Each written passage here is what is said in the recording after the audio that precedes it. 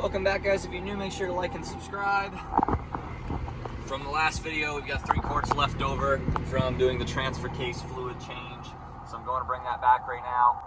When I bring those back, I'm getting 6 quarts of fluid for the transmission, so I can drain and fill that today as well.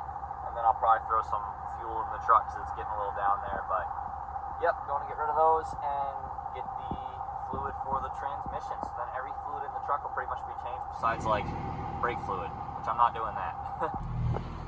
The tank is just about full, and we got tranny fluid and gasket maker. So now I gotta go back and take this off. And obviously it drains underneath, but let's go get into it. So just to make sure everything goes smoothly, I'm gonna take off the top part first, so I don't drain all the fluid, and then be like, I don't know, I don't wanna run into an issue. I don't wanna drain all the fluid and then be like, oh yeah, it doesn't open that way or something. So I'm gonna take all this off first. So basically, this little rubber piece pulls off. There's 2 bolts in the cup holders, or screws I should say. And then you can take this off. There's like 6 screws around it. Mine's kind of pointless to take off in a way. It gives me a little extra wiggle room, but my exhaust brake's in the way, so I can't actually pull this whole thing off. So once I get all that off, this thing moves freely above it. And then you can look under, and there's a little rubber boot that's here. You'll have to do 4 or 5 bolts on, 5 screws on that, I think. Then you pull that up.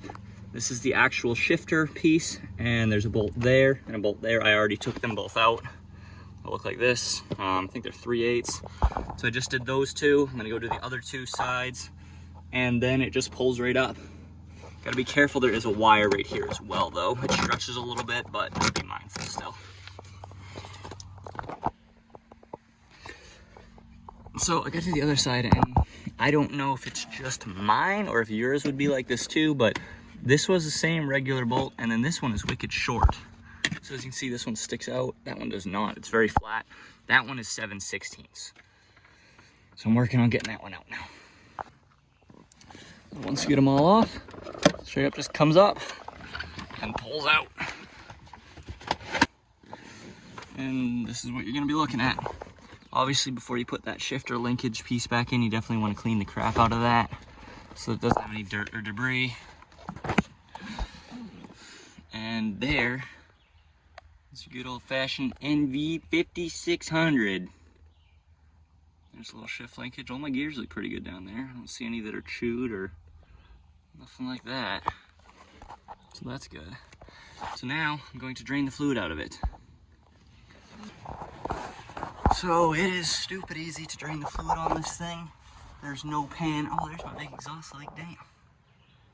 Well, that explains that. Just kidding, I knew that was there.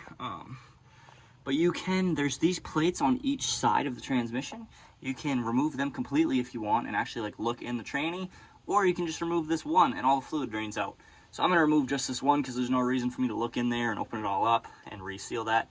Just gonna remove this one, let all the fluid drain out, and then fill it from the top, button it all together.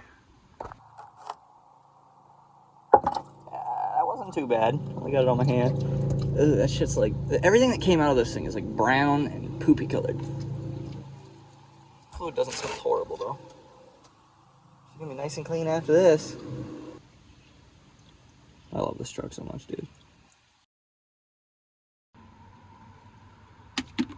Really, bro.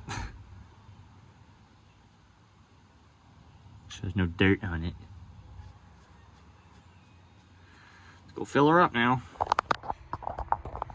I didn't realize this actually has a like a squishy gasket already. I'm still gonna put my own gasket maker over this because there was some residue that I just cleaned off, so you still do that. But I didn't realize it's not just metal to metal with your homemade gasket. Like there's actually a little rubber plate in between here. That's kind of cool. But yeah, I'm gonna start filling it up now.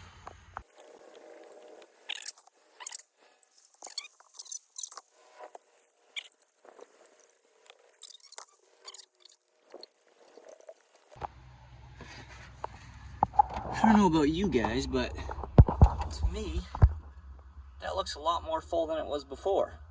Obviously, I put the recommended amount, so I think it was actually low before. Not only was it in need of changing, but it was indeed low, I think. Gasket is all on, time to put it back together. And then this gasket takes, they say, 10 to 15 minutes to dry. So once I button it all up, I'll kind of clean up and it should be good for a test drive. All back together.